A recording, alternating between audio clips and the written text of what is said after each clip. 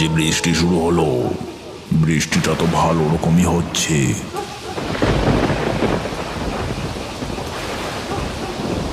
এদিকে রাত 9:30 বেজে গেল, ছেলেগুলো তো এখনো এসে পৌঁছালো না।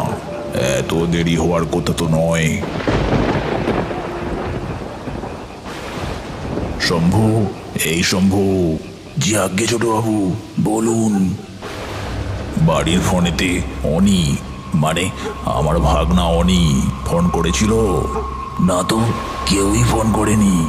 কেন ছোটবাবু, কিছু কি হয়েছে? আজ সকালে অনি আমাকে ফোন করেছিল, বলল। হ্যালো মামা, কেমন আছো? হ্যাঁ, ভালো আছি। মামা শোনো না, আমি আর আমার দুজন বন্ধু শুভ আর তন্ময়, আমরা তিনজনে আজকে তোমাদের বাড়ি যাব। আমার বন্ধু শুভ ওখানেই পোস্টমাস্টারের চাকরি পেয়েছে, ওকেই পৌঁছে দিতে যাচ্ছি। বুঝলাম, তা কোথায় চাকরি পেয়েছে? ওই তো তোমাদের পাশের গ্রাম নিমডাঙ্গিতে। কি, ওই গ্রামে তোরা কেন যাবি? তোকে না আগের দিন বললাম ওই গ্রামে কি সব কাণ্ড করছে? আরে কিচ্ছু হবে না, আমরা কি আর রাতের বেলা ওখানে যাচ্ছি? আমরা তো এক্ষুনি বেরিয়ে যাব এখান থেকে সোজা নিমডাঙ্গি।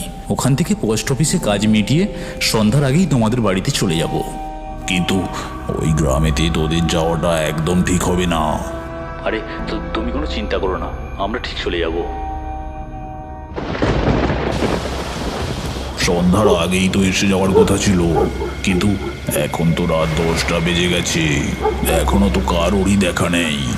আমি কতবার বারণ করলাম, ওই নিমডাঙ্গি গ্রামে তোদের যাওয়ার দরকারই নেই, ওই গ্রামে চাকরি করতে হবে না, কিন্তু আমার কোনো কথা শুনলে তো।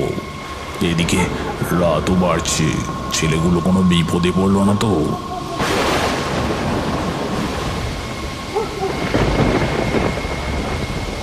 শম্ভু, আগে ছোটবাবু, যা ওই ঘর থেকে একটা ছাতা নিয়ে আয়, আমি এখনই বেরোবো। আমি বলি কি, বাইরে এত জোরে ঝড় উঠেছে আর বাজ পড়ছে, একটু দাঁড়িয়ে যান, ঝড়টা থামলেই যাবেন না হয়। কিন্তু ঘড়ির কাঁটা তো থেমে থাকছে না, রাত তো ক্রমশ বেড়েই যাচ্ছে।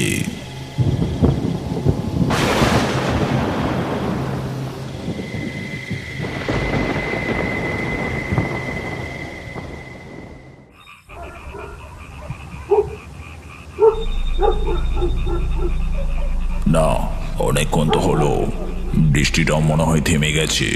রাত 10:30 বেজে গেল, ছেলেগুলো তো এখনো আসলো না, আমাকে যেতেই হবে। শম্ভু, ওই ঘর থেকে হ্যারিকেনটা নিয়ে আয়, আমি বেরোবো।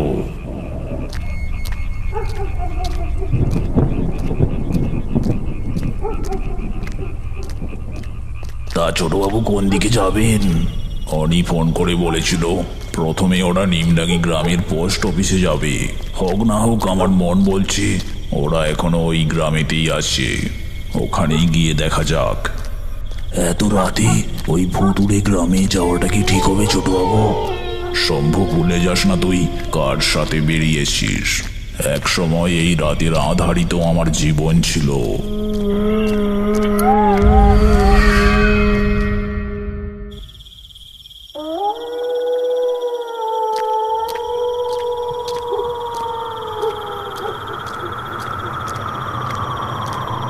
ছোটবাবু, আমরা কিন্তু গ্রামের সীমানা পেরিয়ে নিমডাঙ্গিতে এসে গেছি, এখন কোন দিকে যাবেন? বললাম তো পোস্ট অফিসের দিকে চল, এই দিক দিয়ে আয়। জোয়ান বয়সে রাতের বেলায় এইসব রাস্তা দিয়ে কি কম যাতায়াত করেছি?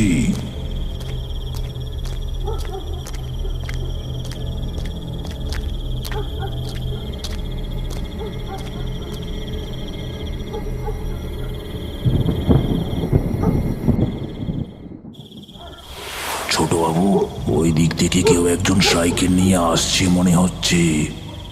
এত রাতে এই গ্রামের কোনো লোক বাইরে বেরোবে বলে তো মনে হয় না।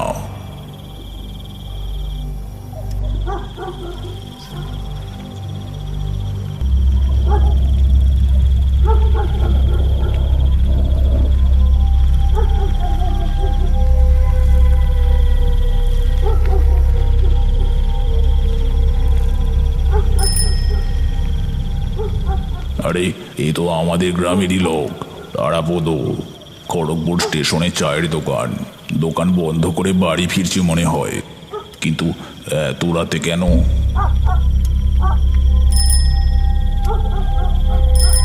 ওহে তারাপদ, শোনো শোনো একবার।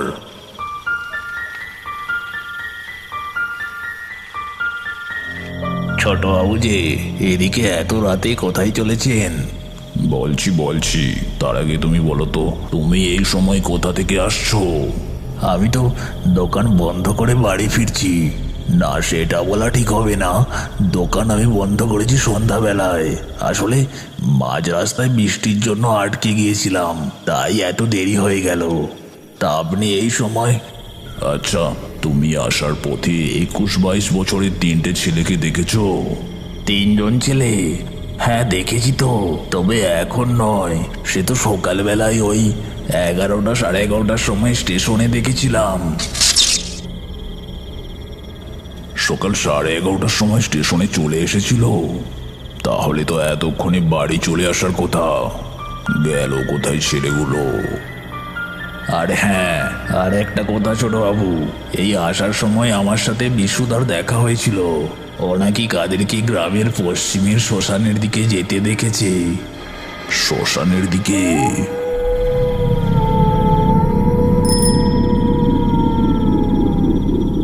শম্ভু, হ্যারিকেনটা আমাকে দে, তুই বাড়ি যা। না বাবু, আমিও যাবো আপনার সাথে। আচ্ছা আয় তবে।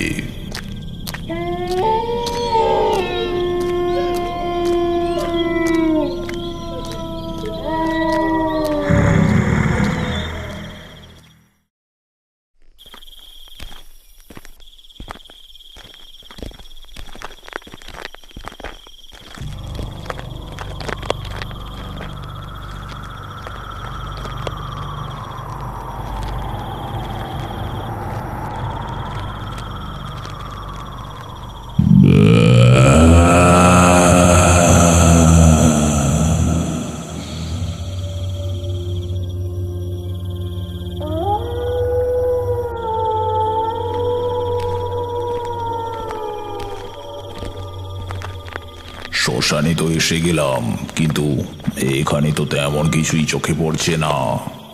ওরা কি সত্যি এখানে এসেছে?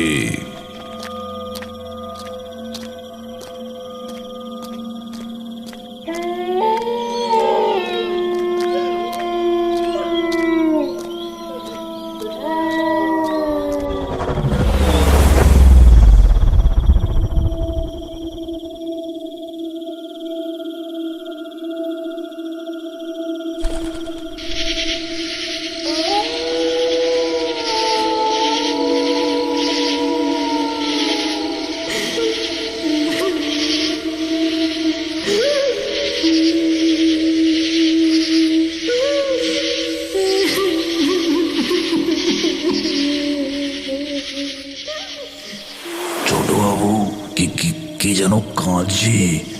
কে কাঁদছে এই শ্মশানে?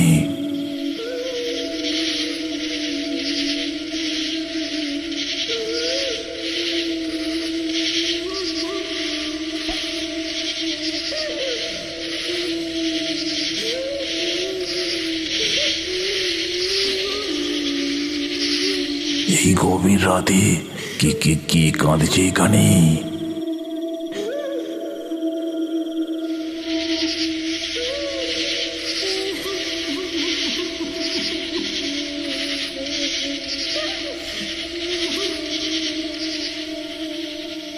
শম্ভু, আওয়াজটা ওই দিক থেকে আসছে, আয় তো দেখি। না বাবু, যাবেন না। এত রাতে কোনো মানুষকে এই শ্মশানের মধ্যে কাঁদবে? নিশ্চয়ই কোনো।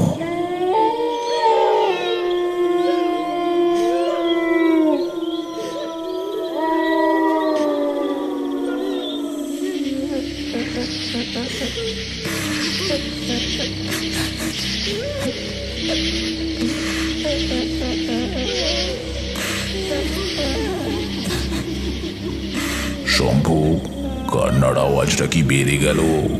এবার তো 2-3 জনের কান্নার আওয়াজ আসছে।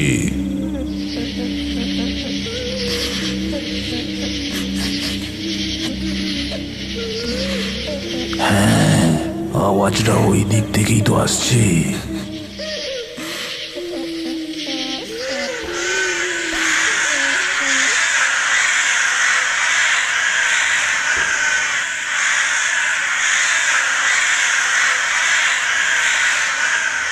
এই গভীর রাতে আমাদের এখানে আসাটা মনে হয় শ্মশানের ওই গাছের জেগে থাকা জীবগুলোর পছন্দ হয়নি,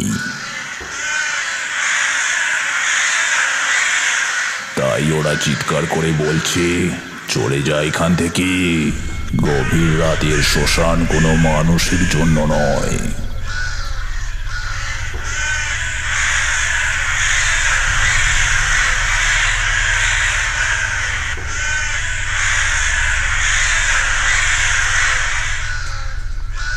ছোট মামা, এ কি অনি?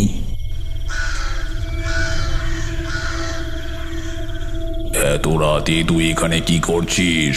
তোর তো সন্ধ্যার আগেই বাড়ি চলে যাওয়ার কথা। তোর বন্ধুরা সব কোথায়? ওই যে ওখানে আছে। ওখানে মানে? এই রাতের বেলা শ্মশানের মধ্যে কি করছে?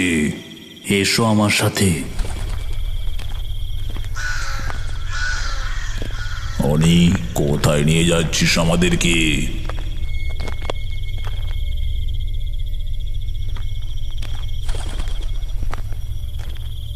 কিরে, কিছু বলছিস না কেন?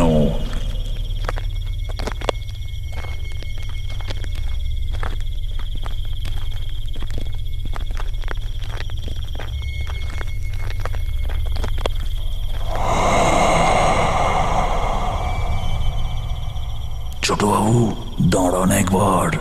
এখানে ঝোপের মধ্যে কারা যেন পড়ে আছে। কি? কই? ওই তো।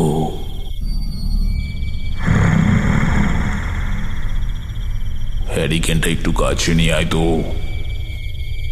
এ কি? এটা তো অনি আর ওর বন্ধু।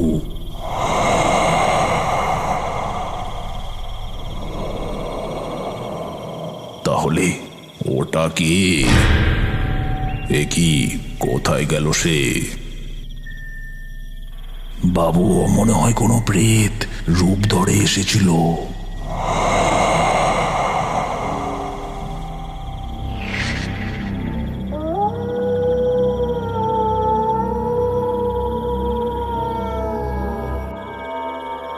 আচ্ছা বাবু, এটাই কি সেই গাছটা?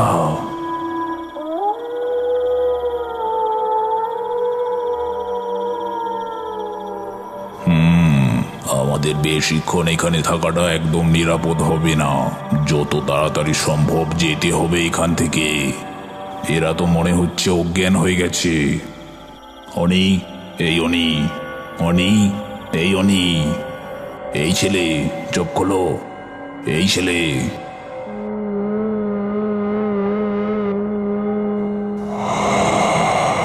ছোটবাবু, মনে হচ্ছে জ্ঞান ফিরেছে। এ কি মামা, তুমি? কোথায় আমরা? ওসব কথা পরে হবে, আগে বল তোরা ঠিক আছিস তো? হ্যাঁ, আমরা ঠিক আছি। হ্যাঁ, আমরা ঠিক আছি। এখন এখানে আর কোনো কথা নয়, চল যেতে যেতে সব কথা হবে।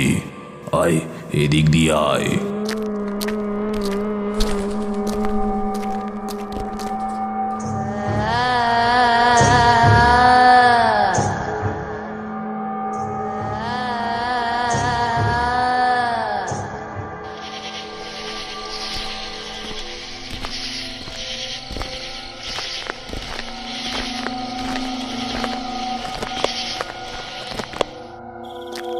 আমরা শ্মশান থেকে বেরিয়ে রাস্তায় উঠলাম।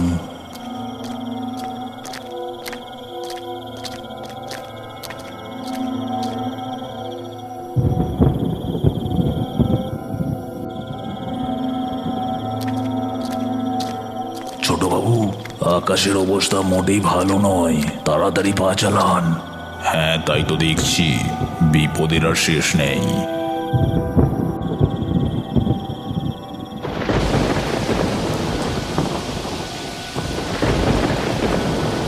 এই রে, শুরু হয়ে গেল যে। এই রাতের বেলা বৃষ্টিতে ভেজাটা ঠিক হবে না। ওই তো দূরে একটা ছোট ঘর দেখতে পাচ্ছি মনে হচ্ছে।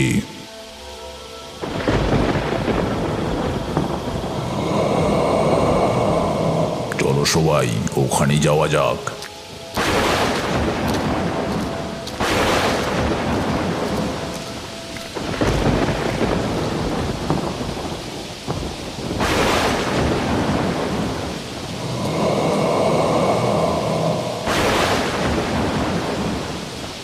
বাবু, দরজায় ধাক্কা দিয়ে দেখবো যদি ভিতরে আশ্রয় পাওয়া যায়। না থাক, এত রাতে আর বাড়ির লোকজনকে বিরক্ত করার দরকার নেই। বাইরেই কিছুক্ষণ দাঁড়াই, বৃষ্টি কমে এলে বেরিয়ে যাব।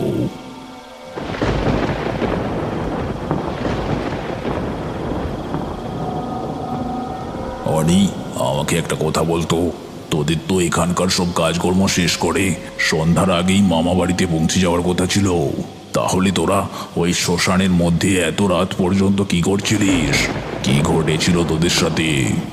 সে বড় ভয়ঙ্কর ঘটনা ঘটেছে আমাদের সাথে। ঠিক আছে, পুরোটাই তোমাদেরকে খুলে বলছি, শোনো। আমাদের সাথে যে কি ঘটেছিল পুরো ঘটনাটি জানতে হলে গল্পটির প্রথম পর্বটি অবশ্যই দেখতে হবে আপনাদেরকে। গল্পের প্রথম অংশটি আমাদের চ্যানেলের মধ্যেই রয়েছে, অবশ্যই দেখে নেবেন। যারা দেখে নিয়েছেন তাদেরকে অল্প একটু মনে করিয়ে দিই। নিমডাঙ্গি গ্রামের অল্প বয়সী ছেলেদের হাত ও গলা কাটা মৃতদেহ খুঁজে পাওয়া যাচ্ছে অচেনা একটা গাছের নিচে। আমি ও আমার বন্ধুরা নিমডাঙ্গি গ্রামে এসে পৌঁছাই। কথা ছিল দিনের আলোতেই সমস্ত কাজকর্ম শেষ করে সন্ধ্যার আগেই কতুলপুরে আমার মামা বাড়িতে চলে যাব। কিন্তু রাত নামে আমরা গিয়ে পৌঁছাই সেই গাছটার কাছে।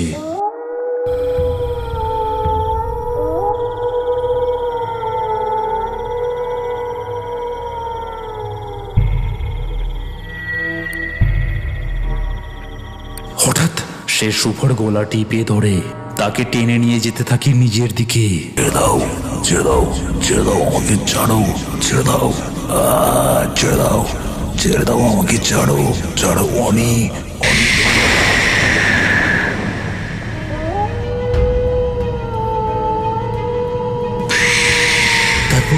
তারপর সবকিছু অন্ধকার।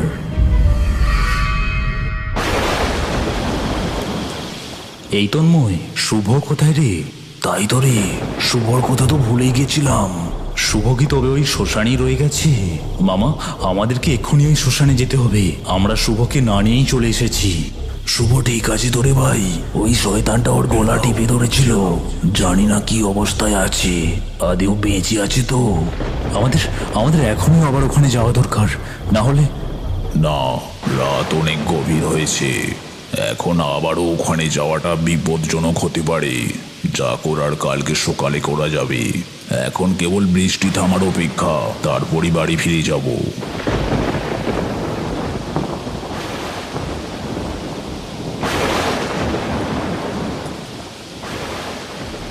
ঘড়িতে রাত 1:45। আমরা নিমডাঙ্গি গ্রামের একটা খড়ের ছাউনি দেওয়া বাড়ির দাওয়ায় দাঁড়িয়ে রয়েছি। গাঢ় অন্ধকারের রাত, সাথে থাকা হ্যারিকেনের হলুদ আলোয় আশপাশটা সামান্য দেখা যাচ্ছে।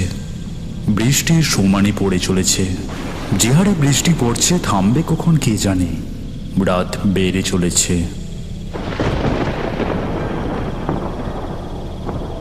খড়ের ছাউনি দেওয়া ঘরটার ভেতর থেকে একটা গন্ধ এসে নাকি লাগছে, রান্না করা মাংসের গন্ধ। এই মাঝরাতে ঘরের ভেতরে কেউ কি মাংস রান্না করছে নাকি? কাঠের দরজার ফাঁক দিয়ে তো এক ফোঁটা আলোক বিন্দুও চোখে এসে লাগছে না। মনে তো হচ্ছে ঘরটার ভেতরে কেবল অন্ধকার বিরাজ করছে। এই অন্ধকারের মধ্যে কেউ রান্না করছে কিভাবে? নাকি রান্না হয়ে গেছে আর সকলেই আলো নিভিয়ে শুয়ে পড়েছে, আর করে রাখা সেই মাংসের সুগন্ধই আমাদের নাকে এসে লাগছে। আজ সকাল থেকেই তেমন কিছু খাওয়া হয়নি। রান্না মাংসের গন্ধে খিদেটা ক্রমশই বেড়ে উঠেছে। মনে হচ্ছে দরজা ভেঙে ঘরে ঢুকে যাই, তারপরে মাংসের জায়গাটা নিয়ে। মামা, এই গন্ধটা। মাংসের গন্ধ, কিন্তু এত রাতে? মামা, আমাদের না সকাল থেকে সেরকম কিছু খাওয়া হয়নি। দরজায় কি ধাক্কা দেব যদি কিছু খাবার পাওয়া যায় ভিতরে? কোনো দরকার নেই, তোদের জন্য বাড়িতে রান্না হয়েছে।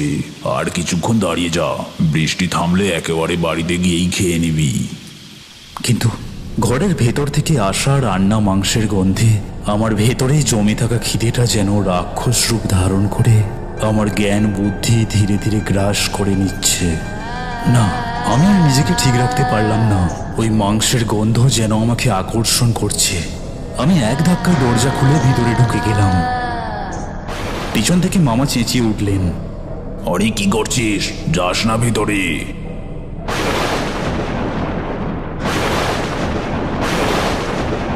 গল্পটির পরবর্তী অংশ যত শীঘ্র সম্ভব আমাদের চ্যানেলে আপলোড করা হবে। পরবর্তী অংশটি দেখতে আমাদের চ্যানেলটি অবশ্যই সাবস্ক্রাইব করে রাখুন।